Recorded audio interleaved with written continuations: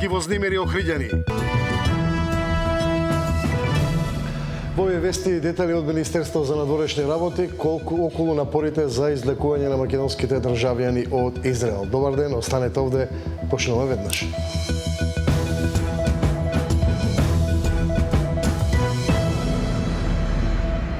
Државата прави напори како да ги евакуира 22 македонски државјани од Израел. Тие се засега единствените пријавени кои сакаат да ја напуштат тамошната држава. Во овие вести Тамара Дичевска бара одговори од Министерството за надворешни работи. Кои се последните детали?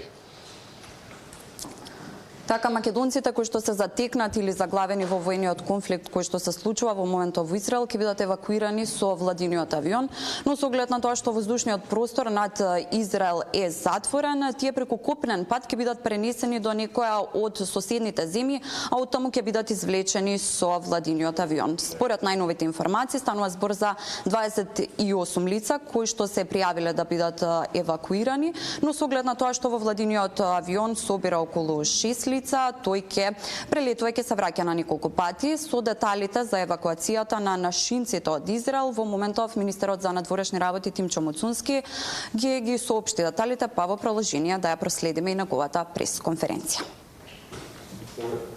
Почитувани представници на медиумите, дозволете ми најнапред да ви информирам дека веднаш по добиените информации за ескалацијата на безбедносната состојба на Блискиот Исток, Министерството за надворешни работи и надворешна трговија преку нашата амбасада во Израел отпочна активности за евакуација на македонските државјани кои се наоѓаат на територијата на таа земја. Во таа насока формиран е кризен штаб со примарна надлежност за организација на безбедно извлекување на нашите државјани. Истовремено, амбасадата во Тел Авив од самиот почеток на кризата е во редовна и непосредна комуникација со сите наши граѓани. Согласно најновите информации, заклучно со денешниот ден, вкупно 28 македонски државјани побарале поддршка за евакуација. Првата фаза од процесот ќе се реализира преку трета земја, Египет. Очекуваме 8 наши државјани, 4 возрастни лица и 4 деца, до крајот на денешниот ден или најдоцна утре да бидат префрлени на безбедна територија, од каде по воздушен пат ќе се изврши враќање во земјата. Во моментот, персоналот на амбасадата активно ги финализира подготовките за првата група во соработка со нашата амбасада во Кајро. Тоа вклучува обезбедување на потребната документација, логистика и организација на безбеден конвој за трансфер кон Египет. Како што беше побарано од самите државјани, втората група се очекува да ја напушти територијата на Израел и да замине кон нашата држава веднаш по воспоставувањето на редовен авионски сообраќај од аеродромот во Тел Авив. Со оглед на прекинот на редовниот воздушен сообраќај со Израел, оваа фаза од евакуацијата ќе се реализира со авион во собственост на владата или ангажиран од владата, кој ќе обезбеди транспорт за првата група државјани кои изразија подготвеност веднаш да ја напуштат територијата на Израел. Истовремено сакам да ве информирам дека персоналот на нашата амбасада се наоѓа на безбедна локација и останува постојано на располагање на македонските граѓани. На крајот, дозволете да потсетам дека Министерството за надворешни работи и надворешна трговија упати апел до сите наши државјани да се воздржат од патување во Израел и Иран, освен во случај на некој апсолутна неопходност. Повторно нагласуваме дека 24 часовно се достапни дежурните телефонски броеви на Министерството и на нашата амбасада во Тел Авив за сите прашања, поддршка и било каква форма на конзуларна помош. Дозволете ми на крајот да нагласам дека внимателно ја следиме состојбата на Блискиот Исток и ја изразуваме нашата најдлабока загриженост за опасната ескалација. Во оваа прилика ја повторуваме нашата силна посветеност на регионалната и глобалната безбедност и апелираме сите страни да го почитуваат меѓународното право, да покажат воздржаност и да се воздржат од понатамошни действија кои би можеле да доведат до сериозни последици. Повелете доколку имате некое прашање. А тоа беше пресконференцијата на министерот за надворешни работи Тимчо Муцунс. Левица инсистира на надзорна расправа во собранието за наводните пропусти што ги направиле државните органи за трагедијата во Кочани. Партијата најавува дека утре по втор пат ќе се обиде да одржи ваква седница во рамки на анкетната комисија за човекови права која ја предводи токму нејзиниот лидер Апасиев. Опозицијата засега наклонета кон ваквата идеја. Европскиот фронт смета дека треба да се разговара за одговорноста за најголемата трагедија во Македонија. Обвинуваат дека истражните органи во моментов ги штитат владините функционери. Од СДСМ исто така најавуваат присуство на комисијата. Власта пак не сака воопшто и да ја коментира идејата на Апасиев, велејќи дека станува збор за екзибиција. Нас не плаши ни модуларна, не плаши ни ласкарци, ни беса, како што може некои други елементи од опозицијата, така да ние сме спремни, затоа и утре на постојаната анкетна комисија повторно ќе разговараме за можноста за одржување на надзорна расправа за Кочани, затоа што ако се затвори една фаза, не се затвори целата приказна и до прва ќе се отвара. Тоа сакам и на јавноста да ја кажам, затоа што ако заврши предистражниот период, мислам дека сега е веќе време да се отворат поконкретните прашања. Жалосно е дека и обвинителството и судството традиционално се поставуваат во служба на власт. Во овој случај во службата на премиерот, кој што јавно бараше разрешување на јавниот обвинител, да после истиот бара одлагање за да овозможи политичко делување на обвинителот, а не правно, како што е задолжен. Затоа во случајот во Кочани имаме истрага за секого надвор од представниците на власта, што е жалост. Немаме коментар за екзибициите на левица во собранието. А дали Мендух Тачи ДПА се враќа во коалиција со ВМРО ДПМН? Официјално засега потврда нема, неофицијално разговорите се при крај. Катерина Нешкова ги има најновите комбинаторики околу парламентарното мнозинство. Изет Меджити се уште му го држи во резервација за меничкото место во одбрана на Мендух Тачи, доколку тој реши да ја промени страната и од опозицијскиот фронт на ДУИ да замине во владеачката вреди. Официјално од владиниот кабинет на Мицкоски велат дека се уште нема договор со лидерот на ДПА да го зголеми владеачкото мнозинство во парламентот со 1 глас плюс, а за сметка на тоа да добие заменик министерско место. Неофицијално пак албанските партнери веќе брифираат дека Тачи се враќа во коалиција со ВМРО ДПМН. Според некои информации во математиката нови пратеници влегува и Бејџан Илјас од Турската демократска партија, иако досега тој негираше вакво нешто. Илјас е дел од Европскиот фронт на ДУИ од честата изборна единица.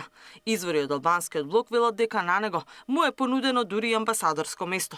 Доколку Илјас го напушти собранието, на негово место треба да влезе пратеник од ДПА на Тачи. Во тој случај Тачи барал поголем дел од колачот.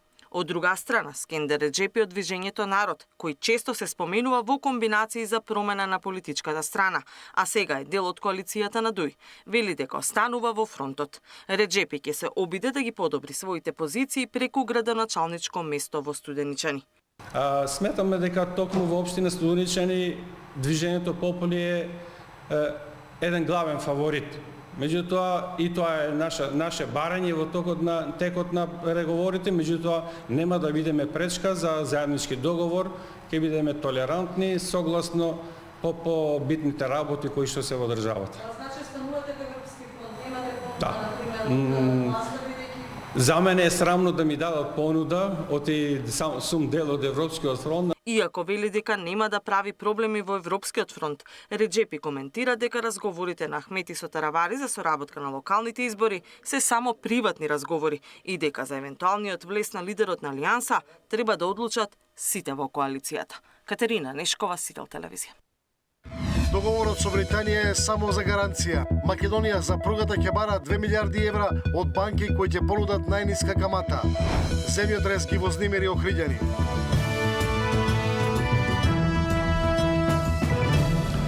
Последните 5 дена државата ќе ги консултира сите заинтересирани банки кои би ја финансирали изградбата на брзата пруга. Речиси 2 милиарди евра ќе бидат потребни за нејзината изградба. Министерката за финансии вели дека британските пари се во игра само ако понудат најниска камата, а стратешкиот договор е само во насока на гаранција дека Македонија ќе ги врати парите. Државата ќе бара поволен заем од 1,91 милиарда евра. Денеска и утре Министерството за финансии до сите меѓународни банки ќе прати писмо за интерес и врз основа на понудите ќе избере најповолната која ќе ја финансира изградбата на брзата пруга. На листа се 15 на реномирани институции со кои претходно сме соработувале, како Светска банка, ЕБРД, ЕБА, Дојче банк и слично. Па која ќе даде најниска камата, ќе склучиме договор со неа и ќе почне реализацијата, вели министерката за финансии Кочовска. Ова не значи дека кредитот ќе биде од Обединетото кралство, туку дека британската Експорт-импорт банка е само гарант дека земјава ќе го врати заемот. Не го земаме кредитот од Велика Британија. Навистина многу се изместија работите во начинот на кој што се комуницира. Ние склучуваме договор за соработка со Велика Британија, каде што британската Експорт банка е таа која што ќе даде гаранција дека доколку не го враќаме кредитот, тие ќе го вратат во наше име, што во суштина значи нашиот кредитен рейтинг на некој начин го подобруваат за да може да добиеме пониски каматни стапки. Суштината и конекцијата помеѓу нас и британската банка е во тој дел. Од Министерството за транспорт велат дека во овој момент се прави разработка на физибилити студија за изградба на брзата пруга, кој ќе биде стратешки приоритет на оваа влада. Веќе се формирало координативно тело, кој работи на реализација на договорот со Обединетото кралство, а принципот на градба ќе биде заедничко проектирање и градба согласно ФИДИК правилата. Министерката Кочовска пак ја повика опозицијата да се воздржи од шпекулации, дека заемот ќе биде 5 милиарди евра, сума која енормно би го зголемила јавниот долг. Со коментарите кои што се дават, се прави штета на земјата во однос кога се задолжуваме, утре ќе дојде еврообврзница, зашто ќе треба ја следна година доспева 700 милиони еврообврзница, што ни ја зема? Ќе треба да отидам на европскиот пазар. Кога ја земале јавниот долг бил под 55%, сега оставиле над 60 водан борба и уште дополнително подгреват со невистините, нереални факти и манипулации и прават штета повторно на земјата. Заинтересираните банки имаат рок до 30 јуни да ги достават понудите за финансирање. Потоа ќе се склучи договор, па повлекување на парите. Во исто време при крај се и контурите на ребалансот на буџетот, кој оваа недела се очекува да го усвои владата. Проекциите за раст на економијата од 3,7% и инфлација од 2,5%. Кочовска вели дека ќе останат исти. Наташа Мерсовска, Сител телевизија. Потребни се плани и програма за да здравството нема недостиг на доктори по одредени специјалности, а тоа значи специјализантите специјализациите да се даваат по реална потреба, а не по жалба. Какви промени треба да се направат и системот подобро да биде организиран на настанот на Лекарската комора беа презентирани искуства за организацијата на специјализациите во Германија, Хрватска, Србија и дали тоа може да се преслика и во Македонија. Завршен студент по медицина ќе го заинтересирате ако му дадете работа и ако му дадете можност да он се едуцира за таа работа и да биде добар во таа работа. Значи, ако бидат вработени одмак после студирање и да им се пружи можност да завршат специјализација и нормално треба да се има прерасподелба на колку каде што е потребно. Ние се обидовме од Лекарска комора во минатото, побаравме од сите јавни здравствени установи да ни дадат листинг на колку према нивните систематизации имаат одредени специјалисти од области вработено, колку имаат потреба, а не се вработени и колку од тие што се вработени се 6 години пред пензија. Затоа што, ако ме прашате мене, и тоа е малце, би требало 10 години за да се преклопи младиот специјалист со стариот специјалист околу образование. Значи, план да се вработи тамо тој што треба. Прво и основно, за да направиме промена реална и евидентна, треба да се укинат приватните специјализанти. Ако имате план и програма што правите, паралелно точно знаете колку број на студенти ви се потребни по медицина. Тоа е првиот чекор, за да немаме ние хиперпродукција на кадар.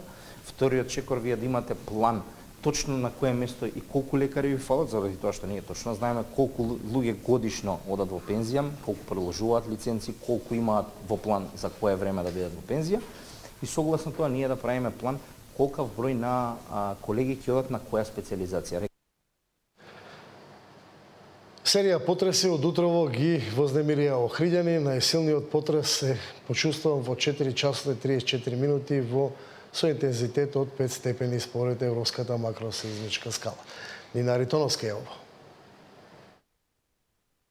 Серија земјотреси чии епицентри потекнуваат од епицентралното подрачје Пештани и Охрид, струга 102 километри југозападно од Скопје. Според досегашните податоци со кои располага обсерваторијата, од серијата на земјотреси почувствуван е земјотресот во 4 часот и 34 минути во Охрид и блиската околина со интензитет од 5 степени според Европската макросеизмичка скала. А во останатите југозападни делови, земјотресот е почувствуван со интензитет од 3 до 4 степени според Европската макросеизмичка скала.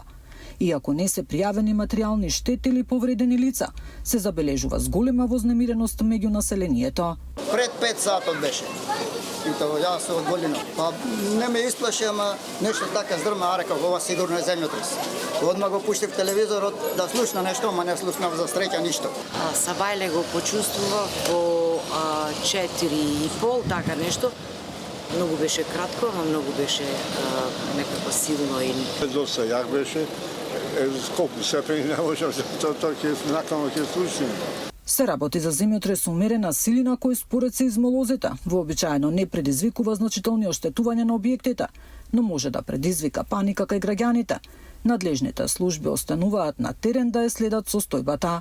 Нина Аритоновска, Сител телевизија. Во Штип е отворена ретка изложба, станува збор за историско оружје од различен временски период. Трајан Ристовски. Долгогодишната соработка помеѓу археолошкото и историското одделение при Штипскиот завод музеј ја изроди изложбата на оружје низ историјата во уметничката галерија Безистен. Основната цел е да се прикаже континуираната употреба на орудијата и оружјето во различни историски епохи. Најстарите експонати датираат од времето на неолитот, кои во прво време се користеле како орудие за работа, а подоцна и како оружје во вооружените конфликти. Оружјето е старо околу 6200 години пред наша ера и е представено тука на нашата поставка со камени секери, потоа камени ножеви, потоа имаме бронзеното, баканото време, па се оружје до времето на Римската империја. Особено интересни артефакти има од средновековниот и османлискиот период, со кој располага историското одделение. Историската збирка на османлиско оружје е многу богата, раритетна и уникатна. Јас бих ги споменала неколку парчиња оружје, јатаган, белопасец, кој што е споменик на културата и е под заштита на државата. Имаме јатагани, мечеви, османлиски сабји, кубури, пушки, пиштоли, потоа имаме оружје од балканските од Првата светска војна и оружје од Втората светска војна. Покрај изложеното оружје во витрините, посетителите може да погледнат и делови од војничка униформа. За Сител, Трајан Ристовски. И тоа е крајот новија вести. Во темата на денот, вечера во 19 гостин Златко Кузманов, доктор по безбедност, зборуваме анализа за состојбите во Израел и во Иран. Останете на Сител, имајте пријатен ден.